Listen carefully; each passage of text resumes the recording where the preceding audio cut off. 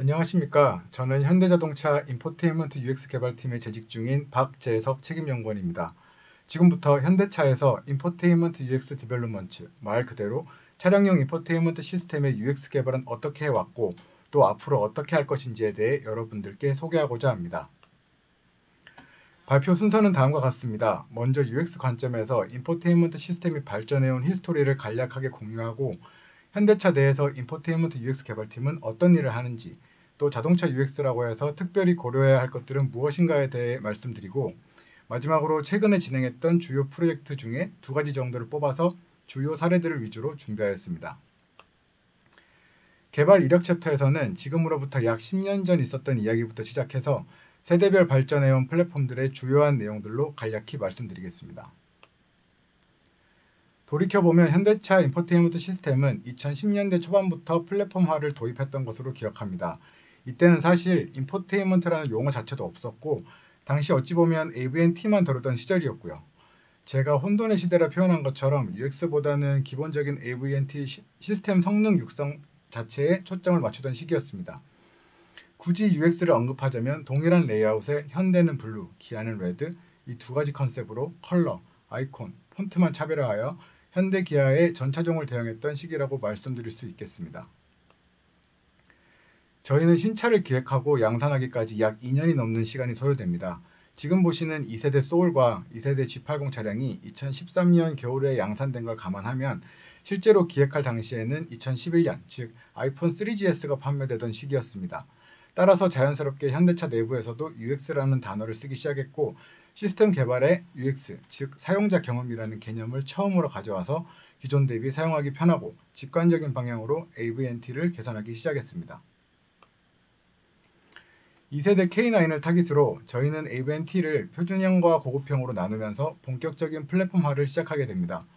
고급형 AV&T가 적용된 2세대 K9은 실제로 제가 리더로 담당하면서 참 힘들었던 기억이 많은 프로젝트인데요. 기존 8인치였던 모니터가 1920-720 해상도의 12.3인치로 커지면서 이 와이드 디스플레이를 어떻게 다룰지에 대한 고민을 내부적으로 참 많이 했었습니다. 저희가 최종 선택한 컨셉은 모듈러 UX입니다. AV&T에 제공되는 기능들을 각각 하나의 모듈로 보고 화면을 메인 스크린과 스플릿 스크린으로 2대1 비율로 나눠서 사용자들이 직접 화면을 커스터마이징 할 수 있도록 만든 개념입니다. 특히 이 시기에 현대차가 세계 최초로 양산했던 터치스크린과 CCP를 모두 지원하는 하이브리드 조작 방식은 당시 다른 유명한 자동차 업체들 모두 벤치마킹했을 뿐만 아니라 현재도 일종의 업계 표준이 되어 널리 사용되고 있는 방식입니다. 마지막 에피소드이자 가장 최근의 이야기인데요. 현대차에서 제네시스를 브랜드로 출범하면서 GV80과 3세대 G80 차량을 타깃으로 고급스러운 감성에 대해 많은 고민을 했던 시기입니다. 기존 대비 더 넓어진 AV&T 디스플레이에 허드와 클러스터가 조화롭게 어우러지고 터치와 CCP 두 가지 방식 모두 만족스러운 경험을 제공해드리는 것이 미션이었는데요. 특히 제네시스 컬러에 많은 심혈을 기울였습니다. 현대는 블루, 기아는 레드인데 그럼 제네시스는 에서 시작해서 여러 컬러들을 고민하였고 최종 커퍼를 키 컬러로 선정하였는데요. 제네시스 브랜드에 걸맞는 중후함과 견고하면서도 디테일이 느껴질 수 있도록 각각의 디스플레이에 녹여내고자 하였습니다. 또한 이 과정에서 녹슨구리를 모티브로 한 러스트 커퍼를 발굴하였고 최종적으로 러스트 커퍼 또한 제네시스의 또 하나의 테마로 선정하여 현재 제네시스의 여러 차종들에 제공되고 있습니다. 다음 자동차 UX 챕터에서는 저희 인포테인먼트 UX 개발팀의 업무에 대해 간략히 말씀드리고 특히 모바일 UX 대비 자동차 UX는 어떤 특징이 있는지에 대해 자세히 말씀드리겠습니다. 담당 범위를 설명하기 위해 GV80 인테리어 이미지 한정을 가져왔습니다. 텍스트로 작성된 부분이 저희 팀에서 실제 개발하는 컴포넌트들인데요. 우선 파란색 폰트, 허드, 클러스터, AV&T, 공조, RSE, 폰앱까지 총 6종의 표시 장치가 있습니다. 그리고 노란색 폰트, 스티어링 휠, 센터 패시아, CCP, 리어 CCP, 크게 4종의 조작 기구물이 있습니다. 각각의 표시 장치들의 어떤 정보와 기능을 제공할 것인지, 또한 각각의 조작 기구물들을 잘 활용하여 전체가 하나의 시스템으로 매끄럽게 돌아갈 수 있도록 하여 궁극적으로 보다 안전하고 편리한 주행 경험을 제공하는 것이 저희 팀의 미션이라고 볼 수 있겠습니다. 개발 프로세스는 다음과 같습니다. 맨 먼저 어떤 신차의 컨셉이나 목적을 고려하여 그에 맞는 사용자 조사를 진행하고 그에 따른 결과물로 인포테인먼트 시스템의 UX 컨셉을 개발합니다. 전반적인 컨셉이 확정되면 디테일로 들어가서 각각의 화면들을 설계하고 하이어르키 구조와 동작 방식을 정의하는 시나리오를 개발합니다. 이 작업이 완성되면 그래픽과 애니메이션을 입히고 산출된 프로토타입이나 소프트웨어 구현을 통해 실차에서 소위 사용자 평가라 부르는 최종 검증이 진행되는 방식입니다. 자동차 UX라고 했을 때 제일 어려운 부분이 바로 어떤 디스플레이에 어떤 정보를 표시할까인데요. 현재까지 저희는 각 정보의 속성을 기준으로 다음과 같이 표시하고 있습니다. 전방 시야의 일부분인 허드는 바로 지금 필요한 주행 정보들 위주로 구성되어 있고, 클러스터는 전반적인 주행 그리고 안전과 관련된 정보들이 각 상황에 맞게 표시됩니다. 상대적으로 시야에서 조금 멀리 위치한 AVNT에는 편의 컨텐츠와 각 기능들의 세부 설정 등의 정보로 구성되며, 마지막으로 폰앱에는 원격 제어라든지 개인화, 인증 등의 정보를 제공하여 차량과 멀리 떨어진 경우에도 심리스한 경험을 주는 수단으로 활용하고 있습니다. 다양한 입력 수단이 제공된다는 점 또한 자동차 UX의 주요 특징이라 할 수 있겠습니다. 제일 많이 사용되는 하드키나 터치스크린을 비롯하여 고급형 플랫폼에 적용되는 CCP와 이 CCP에 직접 텍스트를 입력할 수 있는 필기인식, 그리고 최근 들어 부쩍 좋아진 성능 덕분에 많은 분들이 사용하고 계시는 음성인식이 있는데요. 각각의 입력 수단들이 저마다의 목적과 제공되는 방식이 다르기 때문에 매번 이를 모두 고려하여 결국에는 사용자 관점에서 쓰기 편하도록 만들어내는 게 또 하나의 미션이기도 합니다. 이 페이지는 인간공학적으로 접근한 연구 결과물인데요. 운전자의 시야와 팔 길이를 고려한 내용입니다. 좌측 이미지는 운전자가 전방을 주시했을 때인 플러스 마이너스 15도의 시야각과 머리를 돌린 경우를 포함하여 총 플러스 마이너스 60도 범위 내에서 우선순위에 따른 정보들이 제공되어야 한다는 내용이고, 우측 이미지는 일반 사람들의 평균적인 팔 길이를 고려하여 가능한 120cm 범위 이내의 조작 수단이 제공되어야 한다는 내용입니다. 따라서 저희는 이 내용을 기반으로 AVNT 기준 대략 좌측 3분의 2 정도의 범위에 사용 빈도가 높은 터치 UI 요소들을 배치하고 있습니다. 이제 그래픽적인 부분으로 넘어와서 브랜드 차별화에 대한 내용을 간략히 말씀드리겠습니다. 앞서 말씀드린 전형적인 현대 블루, 기아 레드에서 시작했던 그래픽은 최근 각 브랜드의 특성을 보다 더 감안하여 현대는 아쿠아, 기아는 마젠타 컨셉으로 모던하면서도 개성적으로 브랜드 차별화를 실현하였습니다.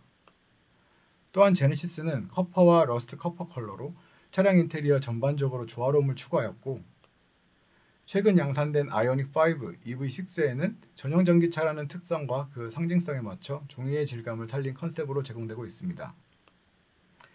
이 중에서 제네시스 브랜드에 적용된 커퍼 디자인에 대한 영상을 준비하였습니다.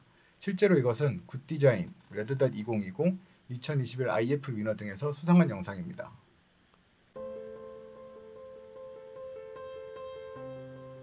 The copper theme of Genesis symbolizes athletic elegance.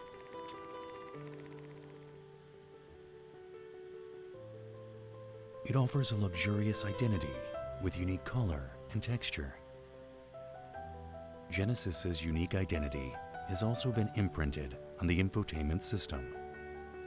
However, the existing colors were difficult to adapt to the digital environment, so we had to find a new copper optimized for the digital environment. We've tempered for a long time to find the best color and texture by discovering many colors and experimenting with different textures. That's how the all-new copper theme, which inherited Genesis DNA to maximize legibility while driving, was born.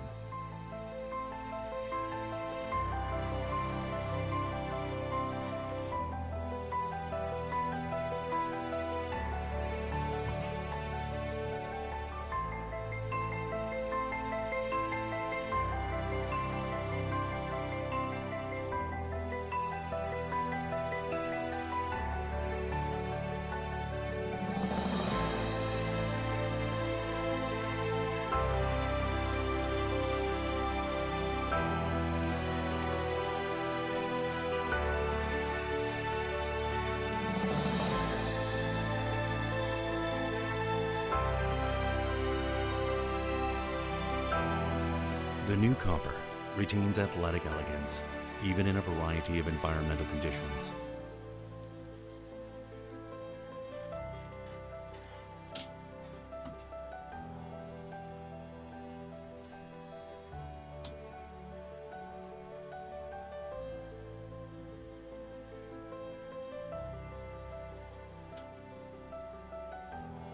The Genesis infotainment system approaches you with a new user experience. Genesis Copper Experience. 마지막 주요 사례 챕터입니다. 가장 최근에 진행된 EV, 폰앱 이 두 가지 프로젝트에서 각각 어떤 이슈들이 있었고 또 어떻게 해결하고자 했는지에 대해 말씀드리겠습니다. EV입니다. 전기차에 대한 시장의 요구가 높아지고 현대차 그룹 최초로 신규 플랫폼이 적용된 아이오닉 5, EV6, GV60은 여러모로 큰 의미가 있는 차종입니다. 외관 디자인으로부터 첫 인상이 시작되지만 지속적인 카라이프는 차량 내에서 가장 많이 교감하는 인포테인먼트 시스템에서 완성되기에 기본적인 사용성을 만족시키면서도 새로운 시대를 여는 변화가 필요했습니다. 또한 전기차가 가진 특성을 잘 담아내는 게 중요했고 친환경적이면서도 파워풀한 전기차의 양면성을 표현하고 싶었습니다. 이를 위해 심도 있게 고민한 결과로 저희가 선택한 것은 종이였습니다. 자세한 설명에 앞서 준비된 영상을 보시겠습니다. 참고로 레드닷 어워드에 출품된 것으로 위너를 수상한 바 있습니다.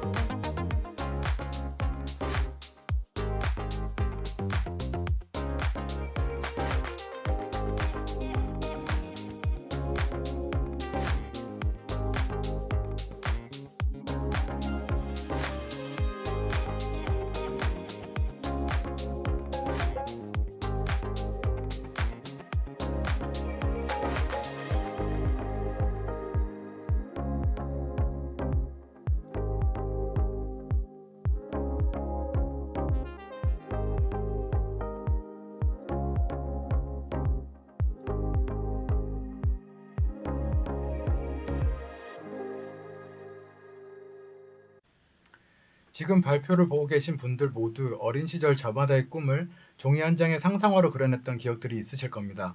그런 종이가 가지는 유연함과 무한한 가능성에 주목하여 순수함을 담은 미색 종이를 출발점으로 파팅을 최소화하고 엠보스 효과로 구획을 나누면서 컬러 역시 브랜드에 맞는 에코 컬러로 새롭게 담아내었습니다. 속도나 출력 등의 주행 정보가 위주인 클러스터에서는 각각의 드라이브 모드에 맞게 테마가 구성되어 있는데요. 드라이브 모드의 변경으로 주행의 성격이 변화하듯 시각적으로 화려한 애니메이션을 통해 그 효과를 극대화하고 있습니다. 종이 테마에서는 이를 종이접기에 비유하였는데요. 에코 모드에서는 부드러운 곡선으로 휘어 있다가 스포츠 모드에서는 각을 잡고 날아가는 비행기 날개처럼 변하는 모습을 보실 수 있습니다. 다음으로 저희가 고민했던 부분은 고객의 입장에서 전기차에 가장 필요한 정보가 어떤 것이냐에 대한 것이었습니다. 기술이나 인프라의 발전으로 예전 대비 많이 좋아지긴 했지만 그래도 제일 많이 걱정하시는 부분이 바로 주행거리에 따른 불안감일 텐데요.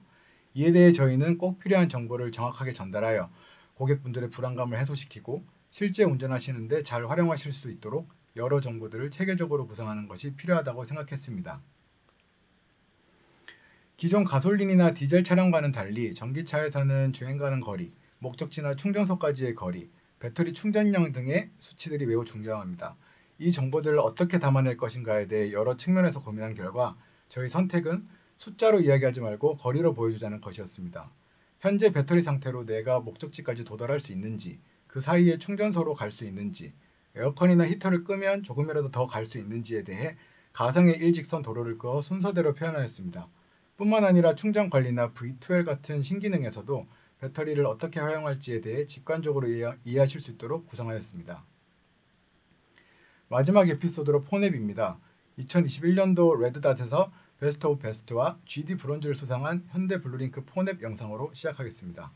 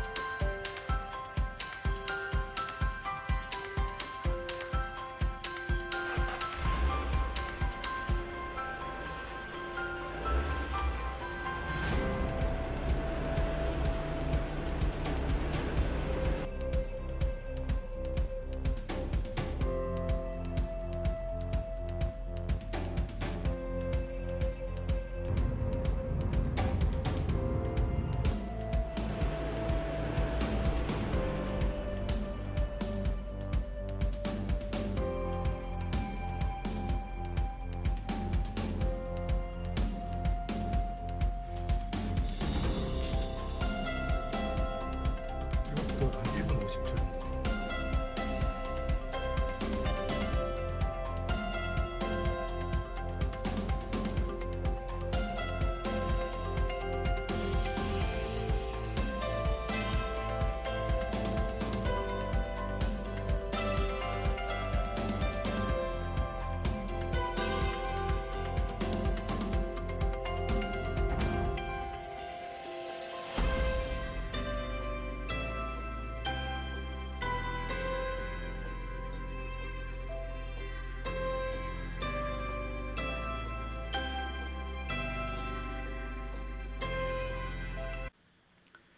모바일 뱅킹을 이용해 보신 분들이라면 누구나 은행 앱을 설치한 이후에 보안이나 다른 연동 서비스로 하나 이상의 앱을 추가적으로 설치해 보셨을 겁니다.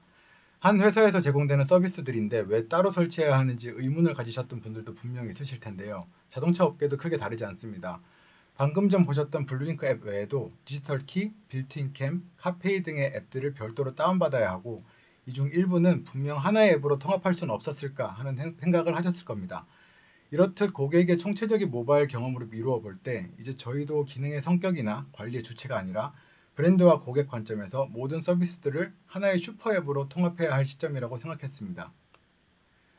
이러한 맥락 속에서 저희는 디지털 키, 빌트인 캠 등을 하나의 CCS 앱으로 통합시키는 과정 중에 있으며 하나의 일관된 서비스 경험을 제공하기 위해 새로운 플랫폼의 UX와 그래픽 디자인 역시 처음부터 다시 고민하고 있습니다. 이제 고객분들은 보유하신 차량에 해당하는 브랜드 앱 하나를 통해 원하는 서비스를 자유롭게 이용하실 수 있게 될 것이고 저희는 각각의 기능 연동을 통해 새로운 서비스나 사용자 시나리오를 만들어낼 것으로 기대하고 있습니다. 또한 단일화된 플랫폼을 통해 향후 추가될 신기능들도 담아내는 확장성을 갖추면서 궁극적으로는 브랜드의 위상과 고객 충성도에도 기여할 수 있을 것으로 전망하고 있습니다.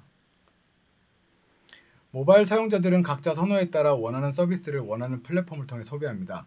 채널 파워가 막강한 네이버가 커머스 업계에 뛰어든 이후 기존 오픈 마켓들이나 소셜 커머스 업체들이 고전한 이유가 여기에 있는데요. 모빌리티 업계도 마찬가지입니다.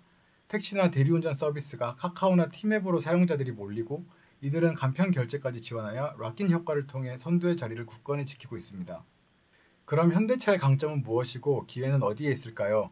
앞서 말씀드린 것처럼 CCS 앱은 고객이 보유한 차량에 귀속되어 있기 때문에 상당히 개인적이고 강한 채널 파워를 지니고 있다고 할 수 있겠습니다. 이제 여기에 자동차 생애 주기에 대한 관리 서비스, 이동이라는 관점에서 각 사용자들의 라이프 스타일이 반영된 모빌리티 서비스, 그리고 보다 개인화된 어시스턴트 기능들이 더해진다면 저희 CCS 앱이 보다 유용한 생활 밀착형 모빌리티 서비스로 사랑받을 수 있을 거라 기대합니다. 여기까지가 제가 준비한 내용입니다. 아무래도 한 팀의 이야기를 제한된 시간 내에 풀어내려다 보니 보이스 UI, 고성능 앱 같은 사례들은 준비 과정에서 제외되기도 했는데요. 아무쪼록 이번 기회를 통해 여러분들께서 차량용 인포테인먼트 UX는 이런 것이구나 라고 알게 되시고 생각보다 고민을 많이 해서 만드네 라고 공감해 주시면 고맙겠습니다. 마지막으로 인포테인먼트 UX 개발에 관심이 있고 함께 하실 분들은 현대차 상시 채용 공고를 통해 지원해 주십시오. 그럼 이상 발표를 마치겠습니다. 감사합니다. 안녕하세요. 현대자동차에서 음성인식 개발을 담당하고 있는 박성수 책임연구원입니다. 이번 세션은 현대자동차 음성인식 기술의 발전 과정과 앞으로 어떤 방향으로 발전해 나갈지 여러분들에게 소개하고자 합니다. 발표 순서는 차량 특화 음성인식이 무엇인지, 그리고 그것을 구현하기 위해 어떤 기술을 적용하여 개발하였는지, 현재 자동차 특화 음성인식은 어느 수준인지, 앞으로 어떤 비전을 가지고 개발해 나갈지를 공유하고자 합니다. 음성인식 시스템은 다양한 삶에서 널리 활용되고 있습니다. 하지만 사용하는 장치와 장소에 따라 주로 사용하는 기능이 다릅니다. 모바일에서 알람, 일정과 같은 프라이빗한 기능, 집에서는 날씨, 노래와 같이 생활 관련된 기능, 차량에서는 목적지 설정, 전화와 같은 운전에 도움이 되는 기능을 주로 사용하고 있습니다. 하지만 이 정도는 차량 특화 음성인식이라고 말하기에는 부족함이 있어 보입니다. 그래서 차량 특화 음성인식이 무엇인지 고민하기 위해 저희는 차량에서 발생하는 대용량 인포테인먼트 로그 1000만 건을 분석하여 고객의 음성인식 사용 패턴을 확인하였습니다. 분석 결과 약 80%가 운전 중 자판 입력이 힘든 목적지 설정과 전화 연결 기능을 차지하였습니다. 나머지 20%는 여러 번 조작을 한 번에 동작시키는 복합 제어 또는 특정 정보 검색 기능을 주로 사용하고 있음을 확인하였습니다. 여기서 저희는 고민하였습니다. 왜 고객들은 제어와 정보 검색의 사용 비율이 떨어지는지를. 그건 아마도 차량 기능 조작이 제한적이고 전문적인 차량 관련된 정보가 음성인식으로 제공하지 못하고 있었기 때문이라고 생각되었습니다. 그 이유는 기존 음성인식 시스템이 ICT 솔루션사에서 제공하는 음성인식 기반으로 개발되었기 때문입니다. ICT 음성인식 시스템은 날씨, 뉴스, 운세, 각종 정보 등과 같은 컨텐츠 기반으로 음성인식 기능을 제공하고 있으며 차량에 대한 이해도 부족과 차량 관련 데이터 부재에 따라 차량 정보 기반 음성인식 기능 제공이 제한적일 수밖에 없습니다. 그래서 저희 인포테인먼트 개발 센터에서 독자적으로 차량 특화 음성인식 시스템을 개발하기로 결정하였습니다. 지금부터 독자적 개발한 차량 특화 음성인식 개발 과정을 공유하도록 하겠습니다. 차량 특화 기능을 위해 음성인식 시스템 개발은 현대자동차 그룹에서 잘할 수 있다고 판단하였으나 기존 카카오, 네이버와 같은 ICT 솔루션 업체에서 제공하고 있는 기능은 컨텐츠의 부재로 독자적으로 개발하기에는 많은 장벽이 있었습니다. 이를 극복하기 위해 기존 ICT 음성인식을 유지한 상태에서 독자 개발한 차량 특화 음성인식 시스템을 결합하는 병렬 처리 음성인식 시스템을 개발하는 구조로 진행하였습니다. 하지만 복수 개의 음성인식 시스템을 병렬로 처리하여 양산 및 제품화한 경우는 지금까지 타사에서 볼 수 없는 사례입니다. 그 이유는 2개 이상의 음성인식 시스템 중 어떤 음성인식 시스템을 최종적으로 사용해야 하는지 판단할 수 있는 기준이 없기 때문입니다. 이러한 문제를 해결하기 위해 당사는 차량 내부 도메인과 그 외의 도메인을 구분하는 시스템 판단 모델을 개발하였으며 관련 연구를 진행하였습니다. 차량 내부 도메인과 차량 외부 도메인을 구분하는 기능을 딥러닝 기반으로 개발하였으나 인공지능 알고리즘의 특성상 처음 보는 데이터에 대해서 높은 신뢰값으로 오분류하는 성질이 있어 차량 내부 도메인과 외부 도메인 분류 성능이 85.2%에 불과하였습니다. 다양한 방법과 알고리즘을 적용한 끝에 인공지능 알고리즘의 결과값을 한 번 더 인공지능 알고리즘으로 학습하는 재조정 기법을 적용하였습니다. 이는 처음 보는 데이터에 대해서 외부 도메인으로 분류하는 성능을 올릴 수 있는 알고리즘입니다. 이를 적용함에 따라서 97.3%의 확률로 내부 도메인과 외부 도메인을 분류할 수 있게 되었습니다. 앞에서 연구한 결과로 어떤 음성인식 시스템을 사용할지 판단하는 시스템을 만들었으며 이를 인공지능 플랫폼으로 부르고 있습니다. 이를 통해 다양한 음성인식 시스템을 복합적으로 사용할 수 있는 플랫폼을 구축하였습니다. 인공지능 플랫폼 개발을 통해 차량 특화 음성인식 기술을 양산하게 되었습니다. 개발 현황을 지금부터 소개해 드리겠습니다. 현재 양산된 현대자동차 그룹의 음성인식 시스템을 동영상으로 소개해 드리겠습니다. 음성 인식, 음성으로 전화 걸기, 길 안내뿐 아니라 차량의 썬루프, 윈도우 등을 열고 닫을 수 있습니다. 네, 말씀해 주세요. 김은정에게 전화. 김은정에게 전화할게요.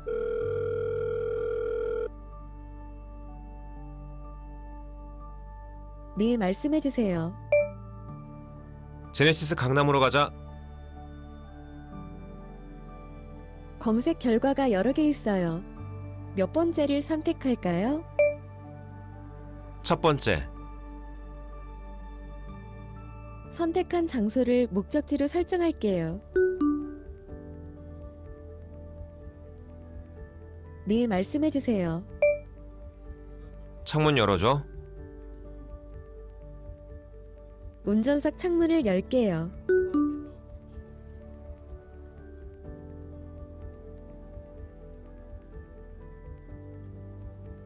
네, 말씀해 주세요. 트렁크 열어줘. 트렁크를 열게요. 여기에 올 하반기에 출시될 음성인식 시스템은 인포테인먼트 시스템 제어뿐만 아니라 매뉴얼 관련 질문을 답변하는 기능을 제공할 예정입니다. 먼저 인포테인먼트 시스템 제어 기능을 시연하도록 하겠습니다. 현재 개발 중인 기능을 촬영하여 해상도가 좋지 않은 점 양해 부탁드립니다. 네, 말씀하세요. 지도 보여줘. 지도 화면으로 이동할게요. 네, 말씀하세요. 목적지까지 거리 알려줘. 목적지까지 남은 거리는 17.6km입니다. 네, 말씀하세요. 주행 거리 알려줘. 시동 후 주행 거리는 1.2km, 주유 후 1.8km, 누적 1.8km입니다. 네, 말씀하세요. 여성 음성으로 바꿔줘. 말씀하신 설정으로 바꿀게요. 네, 말씀하세요. 블루라이트 차단 설정 켜줘. 말씀하신 설정을 켤게요. 네, 말씀하세요. 블랙박스 보여줘. 빌트인 캠 화면으로 이동할게요. 네, 말씀하세요. 블루투스 음악 틀어줘. 블루투스 오디오를 틀게요. 이번엔 차량 매뉴얼 질의응답 기능을 시연하도록 하겠습니다. 네, 말씀하세요. 타이어 점검 방법 알려줘. 타이어의 홈 사이 작은 사각 블록인 마모 한계선의 높이가 타이어 표면과 비슷한지 확인하세요. 네, 말씀하세요. 와이퍼 교체 주기 알려줘. 만 킬로미터마다 와이퍼 블레이드 교체를 권장합니다. 네, 말씀하세요. 경고등에 대해서 알려줘. 경고등을 선택해 주세요. 두 번째, 드라이브 벨트가 끊어졌거나 충전 장치에 이상 발생 시 켜지는 경고등입니다. 배터리 충전 상태를 확인하고 드라이브 벨트나 충전 계통을 점검하세요. 마지막으로 인공지능 플랫폼의 미래에 대해서 공유해드리겠습니다. 앞으로 음성인식은 데이터 분석 기반 개인화, 지능화 음성인식 서비스를 제공할 예정입니다. 사용자가 음성인식 시스템에 명령하는 것이 아니라 그동안 사용했던 이력을 분석하여 자동으로 실행하게 하는 기능을 제공할 예정입니다. 끝으로 인공지능 플랫폼을 통해 자동차의 비전을 공유드리며 이번 세션을 마무리하도록 하겠습니다. This ride gives me more for my time. It sounds like it knows what you want. But this new technology, whoa, this was like next level stuff. Know what I mean? Wow. Don't be Maybe. Yes. Is he right? Do you want to take your usual route to the market? Yes, that sounds Honey,